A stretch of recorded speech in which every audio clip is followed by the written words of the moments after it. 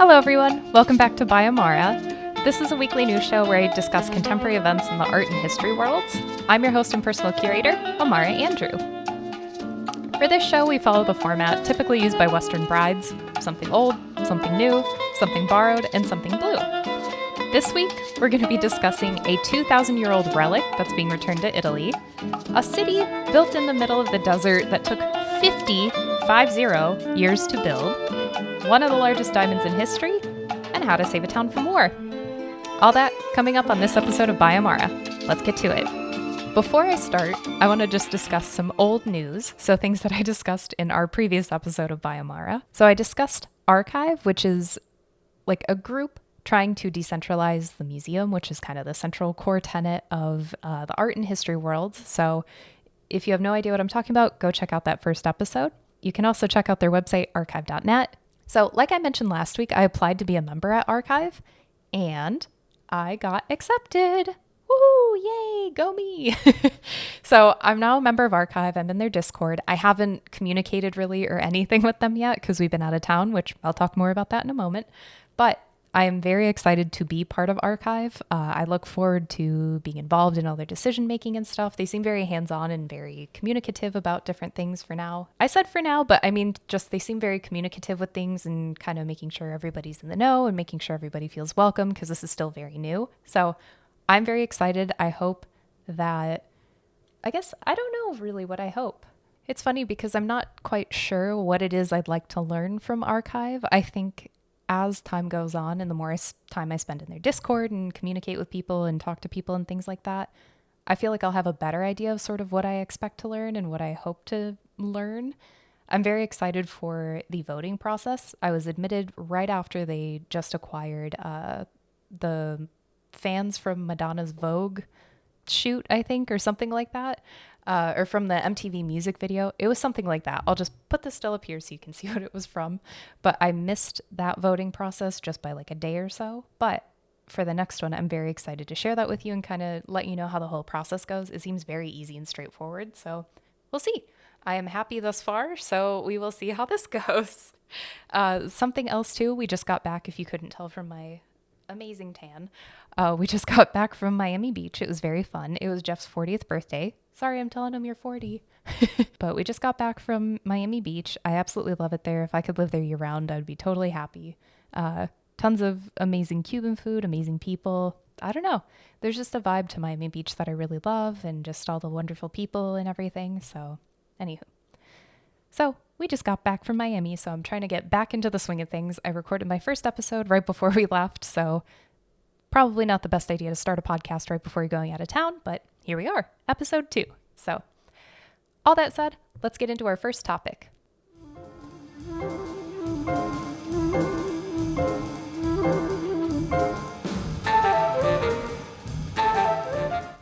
So, this week, our Something Old is going to be a 2,000-year-old mosaic that's depicting Medusa. This was returned to the Italian government by U.S. authorities this past week or the week before. There are many interesting things about this story, but the most interesting thing is how and where this mosaic was found. So let me give you a little bit of backstory. So apparently, this mosaic had been cut into 16 individual pieces, and each piece weighed, I think, from 75 to 200 pounds. So this is a very large mosaic. And it was kept in a storage facility in the LA area since the 1980s. So what's that, like 40 years, almost 50 years? That's a very long time. The fact that this was in a storage facility isn't illegal, but the entire backstory to this piece is very sketchy. So the backstory is very sketchy because authorities received a tip from an attorney who knew the mosaic's owner. The piece apparently didn't have any provenance when authorities looked into it, which in the art and history and just any kind of like archival field, any kind of field where you're dealing with older sort of things, provenance is really important. I worked as an archivist for a really long time, and we would have many different objects that did not have provenance to them. So then it's like, okay, where did this come from? How did we get this? What is this? Why is there a human skull in this cabinet and we have no idea who it is or where they came from? It's a big problem. So That was a major red flag to US authorities, so then they started working on the case in late 2020. They tried to locate the provenance of the piece first. They could only find two different records. The first one was from 1909, when the mosaic was entered into the cultural property record. The only other listing was from 1959, and it was a newspaper ad apparently looking to sell the mosaic. Man, like in the 50s, you could just list a 2,000-year-old mosaic in a newspaper. That is wild. If people tried to do that on like Instagram now, when you're like thrifting and things like that, could you imagine if someone's like, oh, here's this sweatshirt from the 80s, and oh, there's my 2,000-year-old Medusa mosaic. Which one would you like? Comment below. Like, could you imagine? I made myself laugh. That was stupid. But anyway, so even more surprising about this, though, is that the mosaic had very minimal damage to it, considering like it was, besides being chopped up into 16 pieces. That is a lot of damage. But besides that, each individual piece didn't have a ton of damage to it. So that was really cool. That's like the worst thing you could say. If my students ever wrote that in the paper, I'd be like, maybe elaborate a little bit more. Don't just say, that was really cool. But besides all that, the pieces that, like the 16 separate pieces, were largely intact. So that's really great. Like, I'm proud to hear that. So yeah, the mosaic pieces are currently being cleaned and restored in Italy by professionals. So stay tuned. I hope to have more updates on that, but we'll see what we are allowed to know.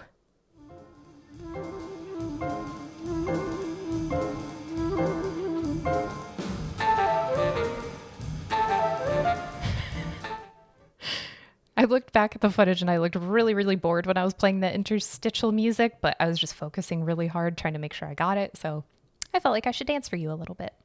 Anyway, so our something new this week is a piece by Michael Heizer. So he's an artist who specializes in land art and was also part of the earthworks movement and things in the 1970s. He creates these really big, beautiful, massive site-specific sculptures using the land or incorporating natural materials into the land and stuff like that. Google it. I'll also have a couple pictures up here. If you're listening to this, Google it. If not, if you're watching this on YouTube, you can see the photos right here. He makes very beautiful art. I remember learning about him in grad school and I thought he was fabulous. So, the something new, he's been building a piece called City for 50 years, since the 1970s. Since the Bee Gees were walking around, since Sid Vicious was walking around, love him or hate him, since the 1970s, he's been working on this piece. It finally opened a couple weeks ago. So, it just opened to visitors on September 2nd, so I'm a little late reporting on it. Sorry. So, there really isn't a lot known about this piece yet, but we know a few things. It's very, very large. It measures over 1.5 miles long, which is very big. Normally, his land art is very sizable, but this is like very big. It's actually rumored to be one of the largest artworks in the world, so I guess time will tell if that's actually true. So this piece is supposed to be modeled after ancient cities, so not a modern sort of cityscape with skyscrapers and things like that. Instead, it's a bunch of different geometric shapes. So I saw a lot of triangles in the photos that I saw. I saw a lot of organic sort of forms and things like that. It looks very pretty. Very expansive, a variety of different things that come out of the ground and that are incorporated in the ground and everything. It cost $40 million to produce this piece, and that came from a wide variety of different like sources, whether art benefactors, like art aficionados and things like that, or various different institutions. So that money was to build it and then also to preserve it. So I think I read other institutions are going to be donating money, so then that can also be used to take care of this piece. I have no idea if this piece is going to be around for forever, if it's just a temporary sort of piece. I kind of hope it's for forever. It seems like it is, but you never know. That would be really cool. So, how do you get to it, or where is it? Good question. If you want to visit it, you literally have to go into the middle of the desert in Nevada, or Nevada, however you pronounce it. I switch back and forth, so you'll hear multiple different ways that I say it. So it's sort of near Alamo, Nevada, I guess, which is about 2 hours north of Las Vegas. You also need to book a reservation. But Here's the catch. Only 6 reservations will be accommodated daily, and each reservation costs $150. But if you live nearby in either Lincoln, Nye, or White Plain counties, you can go for free. I think there is a limit on how many people from each specific county can go there, but if you live nearby and you're fascinated or curious or love art or whatever, you should seriously take advantage of that and go check it out. I would love to go out there just because we got back from a trip right now. I don't think it's quite in the cards, but that would be a very neat thing to see. I'm just looking at some of the photos I have right here and it looks very, very cool. I feel like it would be a transformative sort of experience, kind of like how people talk about, Burning Man, just going. I know it's different, but I don't know. It seems really neat. So how do you feel about City? Let me know in the comments below.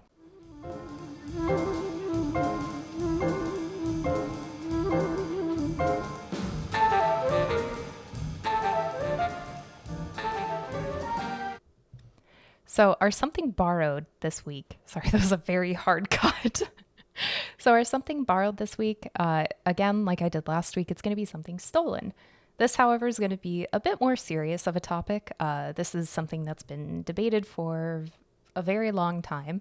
Now that the Queen of England has died, rest in peace, what will happen to the Koh-i-Noor Diamond? So I'm not going to go into the entire background of the diamond because there's a lot to it, a lot of names, a lot of dates, a lot of facts and figures and things like that.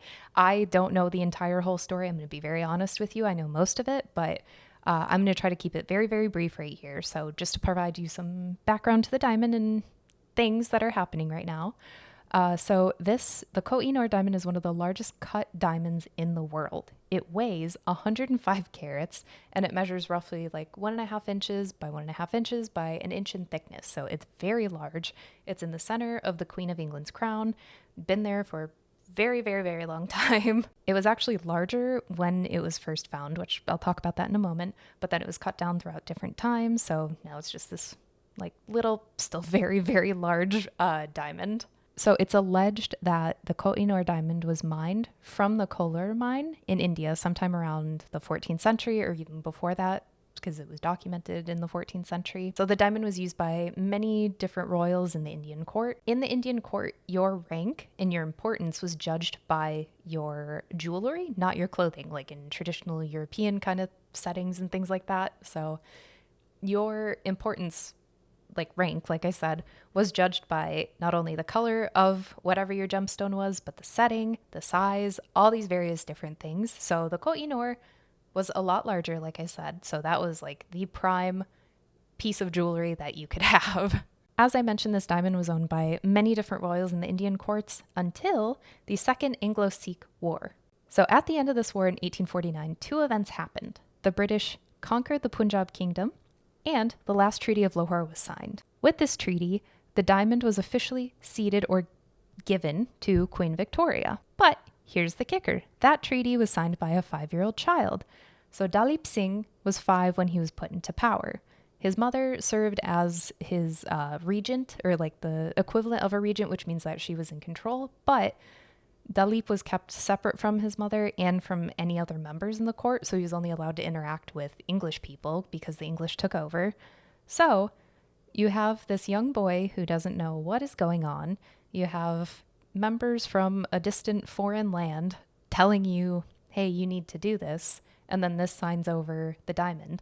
It's a very sketchy history. It's a very sketchy way that it was given to Queen Victoria. In addition, Dalip Singh was also forced to convert to Christianity and was forced to move to England. It's a very messed up story and a very messed up thing to do to a child, to put it mildly. There were also many other things that would happen, but I'm just trying to keep this short. So technically, yes, the royal family does own the Koh-i-Noor Diamond. However, it was done in a sketchy way. Morally and legally, though, I would argue that they should not have it. Now that Queen Elizabeth has passed, I think that this would be a great way to sort of, clean the slate, remove specific artifacts that you shouldn't have, get rid of your pieces of colonial power, if you will. So that diamond. There are also a bunch of other things that countries have asked for as well, including the Elgin marbles, the Great Star of Africa diamond, and the Rosetta Stone, just to name a few. So personally, I think this is a very good time to sort of wipe the slate clean and get rid of these things that other countries are asking for back, but that is my own 2 cents. I don't know the entire story, I will fully admit that. I don't know the entire story of every little intricate thing possible. I personally am not an expert in repatriation. I would honestly have no idea where to start. However, looking at certain historical instances, I would say needs to be returned immediately to the people of India. I know that other countries are, it's a little contested. Other countries are claiming to also want to own the diamond, so just a lot of things to keep in mind, but I think no time better than the present to wipe the slate clean.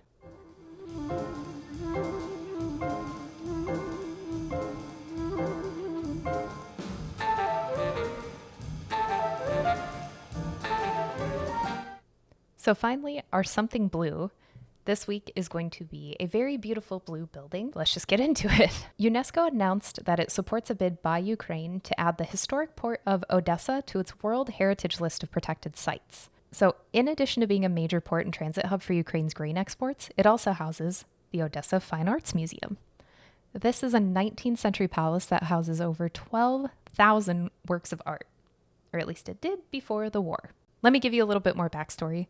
This museum is only 7 miles away from the front line of Russian invasion.